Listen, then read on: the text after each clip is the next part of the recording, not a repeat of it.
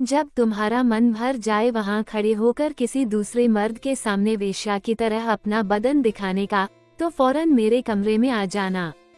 इतना कहकर इश्तियार वहां एक पल भी नहीं रुका। उसने बस अपने हाथ जेब में डाले और सीढ़ियां चढ़ने लगा। फिर भी कुछ सीढ़ियां चढ़ने के बाद उसने पीछे मुड़कर देखा और बेअसर आवाज में कहा, और मेरे कमरे में आने से पहले वह लाल साड़ी उतार देना, वरना तुम्हें जिंदा जलाने में एक साड़ी समेत मैं जरा भी नहीं हिचकिचाऊंगा। इतना कहकर इश्तियार अपने कमरे की ओर चला गया। रूप पूरे समय सिर झुकाए रोती रही थी। इश्तियार की आखिरी बातों ने उसके बदन में सिहरन पैदा कर दी। उसकी साड़ी का आंचल जमीन पर ढीला पड़ा था, वही कपड़ा जिसे उसने कुछ पल पहले ही अपने सिर पर शालीनता से उड़ने के लिए इस्तेमाल किया था। आज एक होने वाले दूल्हे का परिवार रूप को देखने आया था। सब कुछ इश्तियार की जानकारी के बिना तय किया गया था, क्योंकि उसकी माँ सुलेखा खानम जानती थी कि अगर उसे पता चला तो वो कभी यह शादी नहीं होने देगा। लेकिन उनका डर सच साबित हुआ। किसी तरह खबर सुनते ही इश्तियार अचानक वहां पहुंचा, जबकि उसे अस्पताल में होना चाहिए था। सुलेखा ने खुद रूप को वह साड़ी पहनाई थी, उनकी अपनी पसंदीदा गुलाबी साड़ी।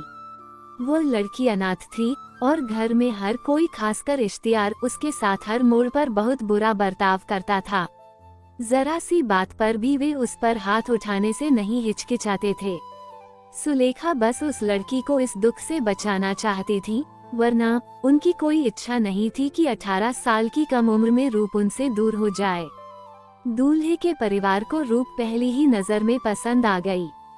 और क्यों न आती, रूप बेहद खूबसूरत थी। उसका चेहरा उसकी माँ जैसा था, गोरा रंग, बड़ी बड़ी काजल लगी आंखें, तीखी नाक और गुलाबी होठों का बेहतरीन मेल।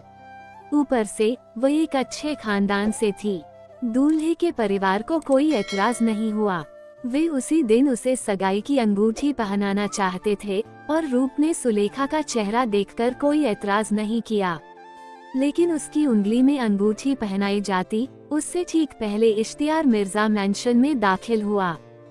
सनग्लासेस, रोलेक्स घड़ी और गले में लटका स्टेथोस्कोप, सब कुछ उसके रईस और प्रभावशाली अंदाज को दिखा रहे थे। उसके चेहरे के नैन नक्श बहुत आकर्षक थे, हालांकि अभी उस पर कोई भाव नहीं था। उसका जबड़ा कसा हुआ था, जो उसकी मजबूत और कसरती काया से मेल खाता था, ऐसी काया जो रेगुलर जिम जाने से बनती है। उसके बाल करीने से पीछे की ओर संवारे हुए थे, बस कुछ लंठे माथे पर आ रही थीं। काली शर्ट और ट्राउजर पहने, जिसकी आस्तीनें ऊपर की ओर मुड़ी हुई थीं, वो अपने कपड़ों के ऊपर पहने सफेद एप्रन में बहुत आकर्षक लग रहा था। इश्तियार पर एक नजर पड़ते ही नजरें हटाना मुश्किल हो जाता था।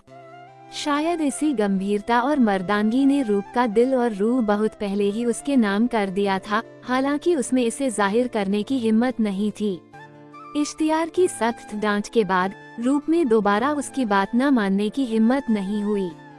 अपनी आंखों से बचे हुए आंसू हाथ के पिछले हिस्से से पोंछकर वह अपने कमरे की ओर बढ़ गई। लेकिन जाने से पहले उसने सुलेखा की ओर देखा, जो अपराधी भाव से उसे देख रही थी। रूप वहां और नहीं रुकी और इश्तियार के आदेशों का पालन करने में जुट गई। वो इश्तियार के कमरे के बाहर खड़ी थी, हाथ में ब्लैक कॉफी का कप लिए एक ट्रे पकड़े हुए। उसके हाथ बुरी तरह कांप रहे थे, जिससे ट्रे भी तालमेल में हिल रही थी। खुद को संभालने के लिए एक गहरी सांस लेकर उसने दरवाजा धकेला। वो सिर्फ कुंडी से बंद था, इसलिए उसके छूते ही पूरा खुल गया। रूप सिर झुकाकर कमरे में दाखिल हुई। हालांकि उसकी नजरें जमीन पर टिकी थीं, फिर भी वह अपनी तिरछी नजर से देख सकती थी कि इश्तियार बिना शर्ट के बिस्तर पर आधा लेटा हुआ था। मुड़ी हुई बाह पर सिर टिकाए वह अपनी तीखी, बाज जैसी नजरों से उसे घूर रहा था। रूप ने कांपते हाथों से कप बेड साइड टेबल पर रखा और जाने के लिए मुड़ी, लेकिन इश्तियार ने अचानक उसका हाथ पकड़ लिया। जब उसने डरते हुए ऊपर देखा तो पाया कि इश्तियार ठीक उसके सामने खड़ा था। उसका सीना गर्व से तना हुआ था। उसकी बागी नजरें बार बार उसके बालों वाले सीने की ओर जा रही थीं। इश्तियार टेढ़ी मुस्कान के साथ रूप की ठुड्डी पकड़कर उसका चेहरा ऊपर उठाता है और कहता है, तुम मुझसे नजरें चुराती हो, लेकिन जैसे ही तुम्हारी माँ कुछ कहती है, तुम किसी दूसरे मर्द के सामने होने वाली दुल्हन की तरह सज धज कर बैठ जाती हो। लगता है तुम्हारे चरित्र में ही कोई खोट है। उसकी बातों से रूप को चोट पहुंचती है। वो दोनों हाथों से उसे दूर धकेलती है और अपना चेहरा दूसरी तरफ घुमाते हुए पलटकर जवाब देती है, मैंने तुम्हारी तरफ नहीं देखा था।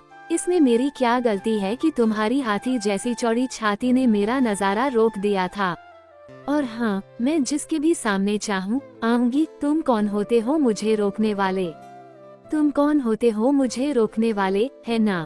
इतना कहते ही इश्तियार मेज से गर्म कॉफी का मग उठाता है और सारा का सारा रूप पर फेंक देता है। तुरंत ही उसके चेहरे और हाथों में तेज जलन होने लगती है। जहाँ जहाँ गर्म कॉफी गिरी, वहाँ की त्वचा गहरे लाल रंग की हो जाती है।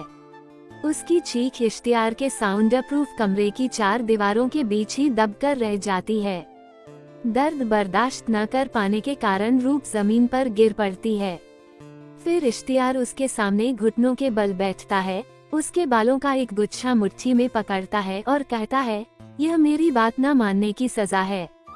चूंकि यह पहली बार था, इसलिए सजा हल्की थी। अगली बार नियम और सख्त होंगे। जाओ, दूसरे मर्दों के सामने बेशर्मी दिखाओ या उन पर लट्टू हो जाओ, मुझे कोई फर्क नहीं पड़ता। लेकिन जब तक तुम मेरे बच्चे को पाल रही हो, मेरे अलावा किसी भी मर्द के सामने आना सख्त मना है। मैं फिर कहता हूँ, तुम मेरे अलावा किसी के सामने नहीं आ सकती। अगर तुमने ऐसा किया तो मैं तुम्हारी टांगे तोड़ दूंगा और तुम्हें अपाहिज बना दूंगा।